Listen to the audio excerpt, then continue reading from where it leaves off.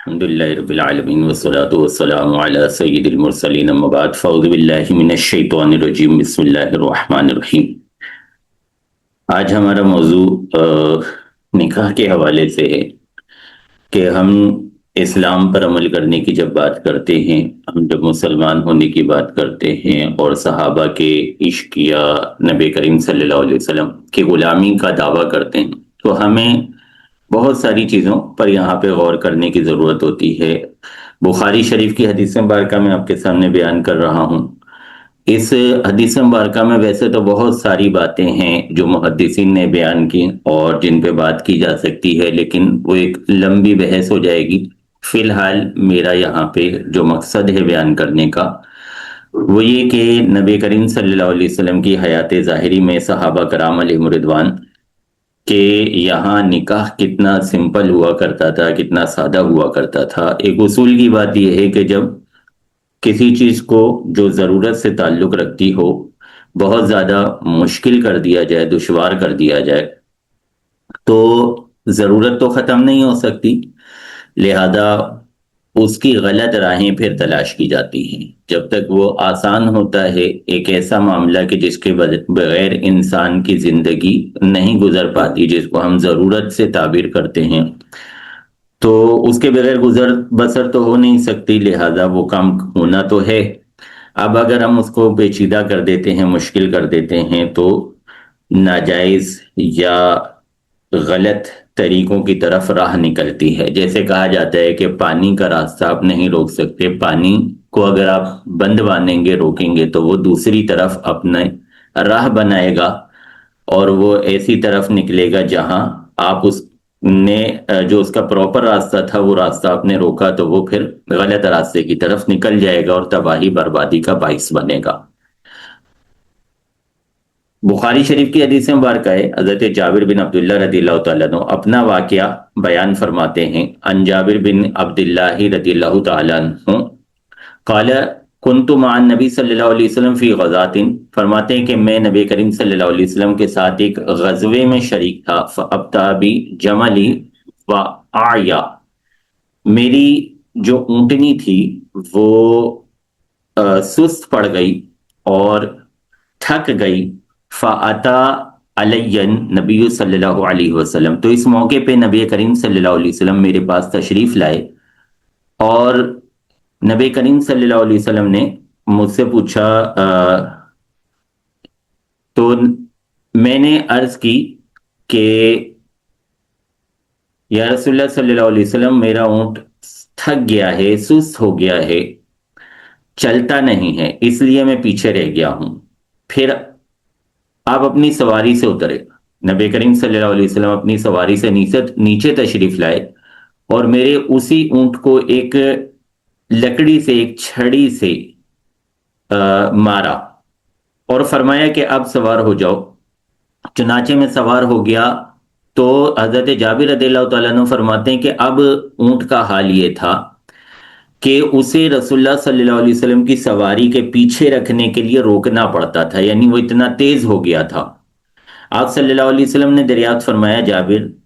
تم نے شادی کر لی ہے؟ حضرت جابر رضی اللہ تعالیٰ عنہ، بعض روایتوں میں اس کے الفاظ یوں ہیں کہ حضرت جابر رضی اللہ تعالیٰ عنہ کے ہاتھوں پر کچھ ایسے آثار تھے جو شادی کے موقع پہ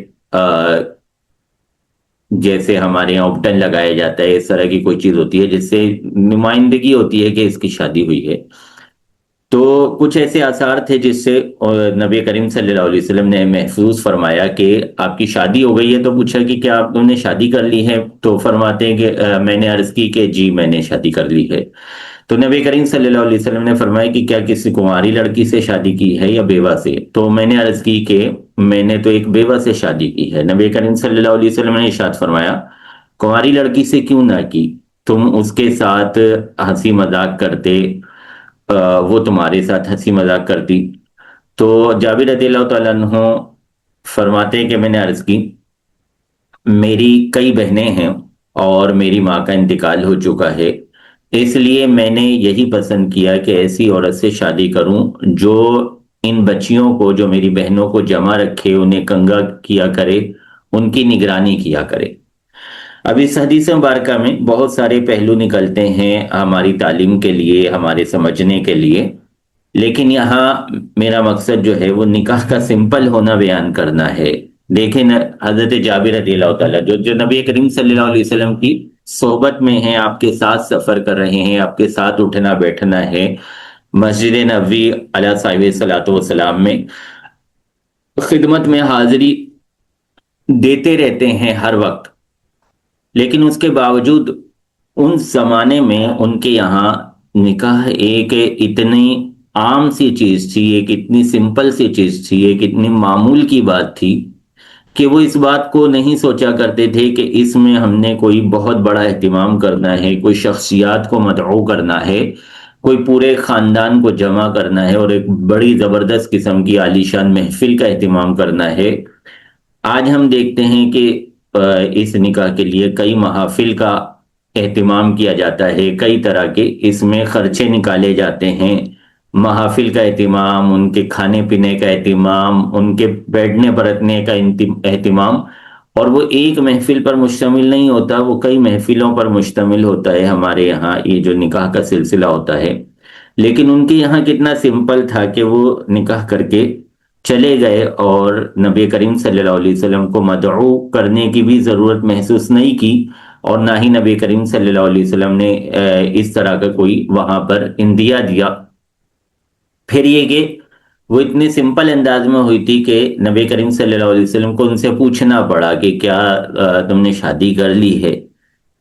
تو یہ ایک انتہائی ضروری چیز ہے، ایک انتہائی ضرورت والا معاملہ ہے جس کو اللہ تبارک و تعالیٰ نے انسانوں کی فطرت میں رکھا ہے، جس کے بغیر انسانوں کا گزارا نہیں ہے۔ تو اس کو اسلام میں اتنا سادہ رکھا گیا تھا، اتنا سمپل رکھا گیا تھا، لیکن آج ہم نے اس کو اتنا زیادہ مشکل کر لیا ہے، اتنا زیادہ اس میں معاملات کو ایڈ کر لیا ہے کہ اب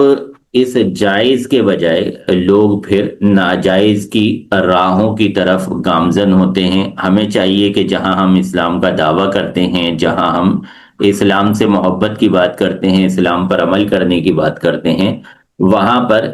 اس معاملے میں بھی اسلام کو فالو کریں۔ اللہ تبارک و تعالیٰ سے دعا ہے ہمیں صحیح معنوں پہ اسلام پر عمل کرنے کی توفیق عطا فرمائے۔ آمین ثم آمین بجاہ النبی الامین صلی اللہ علیہ وسلم۔